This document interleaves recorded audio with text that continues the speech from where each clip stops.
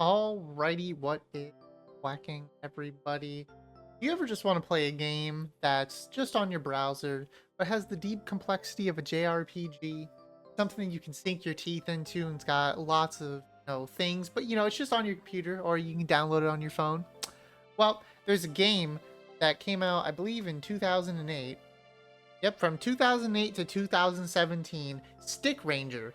Stick Ranger is a browser-based game on the danball.jp website. Just Google Stick Ranger or whatever. It's also an app that you can download on your phone. And it is, well, as it says, it's a game where you play as stickmen. You have a couple different classes to choose from, and you go on this vast, adventurous journey throughout the entire map. I've been playing this game on and off for a while now, and like with all of the massive RPGs that I play, I just never finished it until recently.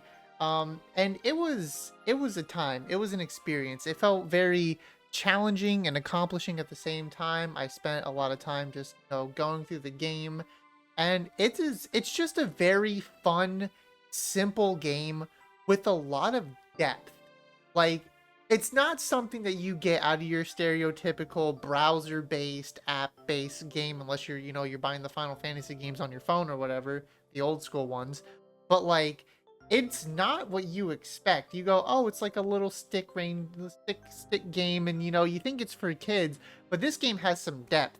There's wikis. Like, the community for this game is just a niche one, but there's wikis for building guides for each different classes and different ways to build them. There's guides for each individual stage on how to tackle things. There's the wiki for where certain items drop from and their drop rates.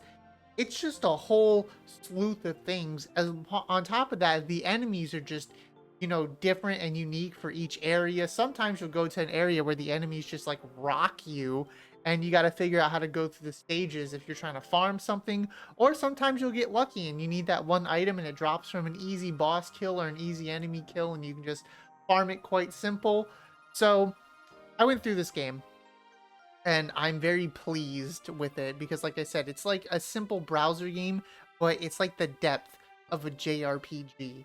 So you have a couple different classes to choose from, and you can kind of play them however you want, but you have to like know how to build them and really work through the game on how you're going to build them. Do you need this person to be a tank? You need your priest to buff your units. You need maybe like a mid-ranger, like a magician or an angel, something like that. And then snipers are like heavy meta must-haves in the game. So I chose priest, archer, boxer, and magician. So that way I could have all types of coverage and just kind of like went through the game. And it was just an absolute joy to just track through this game. This game has a lot of stages. That is the one thing that gives it that, JRPG aspect, along with all of the items and drop rates. There's just certain bosses and certain things in the game that you need to grind for. You need to get some certain weapons, some certain items. You need to grind for them just so you can take on the bosses of that area and keep moving on to the next area and the next stages. And the game's kind of broken up into a couple different chunks. You got like the early stages, and then it builds all the way up to like a castle area that you have to beat. And then after you beat that, it's like a desert area and like a water beach front area. So you got to beat those stages. And then once you do that, you get to go on to like the snow area, and then you get to go on to hell. And there's like different areas and themes, which is really cool about the game. The game just has so much uniqueness to it with its area and varieties and its enemy types, and they really stick with like the themes for the most part. But towards the end of the game, they really switch it up on you. Like in some of the hell stages, ice is like, you don't think there's going to be any ice, but there's a couple stages with ice enemies that will freeze you while the other enemies just start wailing on you. And you're like, oh, well, now I got to figure out how to deal with these ice enemies so I don't get creamed by these other enemies. And you got to like come up with strategies as you play the game. Now, after you come up with like some strategies for dealing with some of the stages, one of the things is controlling your unit. The entire game is automatic. Like, the stick rangers will just move up and fight things if something is in their aggro vicinity, and they'll move up and they'll use their max range or whatever to get up and close with things. You can drag them one by one. So that is how you kind of get around, and that's kind of the niche mechanics of the game where you just sit there and you drag your characters. So, you know, if one of your characters is standing in fire or something like that, you got to drag them. But the downside is if all your characters standing in fire, you're probably not going to be able to grab all of them. So that's where like picking different classes for certain things, you know, comes into play. But there's also tons of different strategies about the game that you can, you know, utilize and choose. But definitely dragging them around is like something unique. And, you know, trying to utilize the dragging mechanic to for certain like boss fights is like crazy, and trying to like stay alive. There was a couple boss fights where, you know, I'm trying to like maneuver my units and stuff like that, and then it kind of became onto me where making sure my units were not getting hit by their attacks, dodging their attacks so they can keep hitting. And then, you know, if you have to, you can throw them up in the air and revive your other units. Like that's like the funniest thing to me is just like you can toss your units up in the air like out of bounds, and then like they'll still be alive up there, and that gives you enough time to, you know, if you have money you can revive your other units and kind of position them, and you can kind of do that where you just juggle one person to stay alive while you do other things. Or, you know, you just build properly, unlike me, and you know, you get like a tank who has like, you know, vampire, like a vampire card to like life steal, or an onigiri card to drop onigiri so they have life. And that's like another fun thing about the game too, is like there's different ways to build the characters, there's different weapons, so you build certain things into these certain weapons.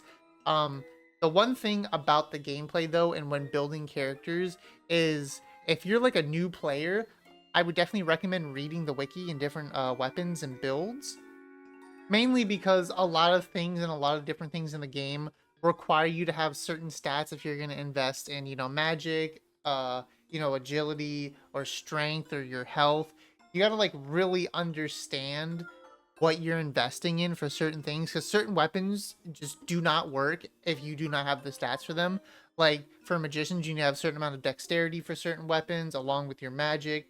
um Archers, and or they're called snipers, they can either, you know, be fully physical and just, you know, they focused on like dexterity for max range, or you want to put some magic into them as they have access to flame bows, poison arrows, and they have, you know, different, you know, elemental, you know, arrows that they can use, and they require magic to be used efficiently.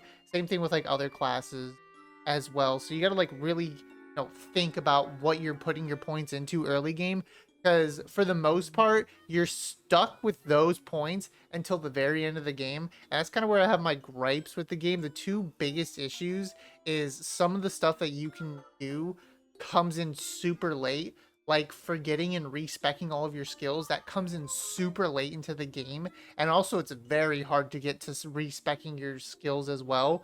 So when you're finally able to respec your skills, you're already basically at the end of the game, which is like, you know, where I was at with respecking skills. It's just like when you're at the end of the game, you're kind of like, oh, I'm gonna respec this, do that, or whatever. And that's the downside, is like it's so far into the game where it's just like, if you build your characters properly from the beginning, you don't really need to respec. Another gripe that I do have with the game is you cannot change your class when you start the game. You are stuck with the four classes that you pick at the very beginning of the game. No ifs, ands, or buts. Like those are your stickmen that you're stuck with. You can't take your weapons off, swap weapons, or whatever, which is unfortunate. But those are my two biggest gripes, is that some stuff comes super late in the game where it kind of doesn't really matter, like respecking skills, and then also not being able to change your class. This game honestly has been like one of like the most fun, niche, weird experiences I've had in a while. It's it's like kind of refreshing having something like that in like a browser game, or just like something that's like very easily free and accessible. There's no deep story to it, obviously. There's no like dialogue. There's like nothing crazy. It's just the gameplay. This is all about the gameplay. Can you manage your stickman properly? Can you build your characters properly? Can you deal with the enemies? Like all these different things, strategizing. You know, are you willing to like put in the time to farm for certain items that you need to deal with certain enemies? And, you know, all these different things. Different enemies have different weaknesses, and dealing with everything. And it's just the gameplay, and it tests you on that. It tests you as a gamer on your raw gameplay ability. Very fun. You can get on the App Store for free, or you can just Google Stick Ranger. It's very fun. I definitely would recommend this as just, kind of like a, you know, just a little fun experience, I would say. If you're looking for a game that just focuses on gameplay, this is it. Stick Ranger. I'll see you in the next video. Take care. Peace. Bye.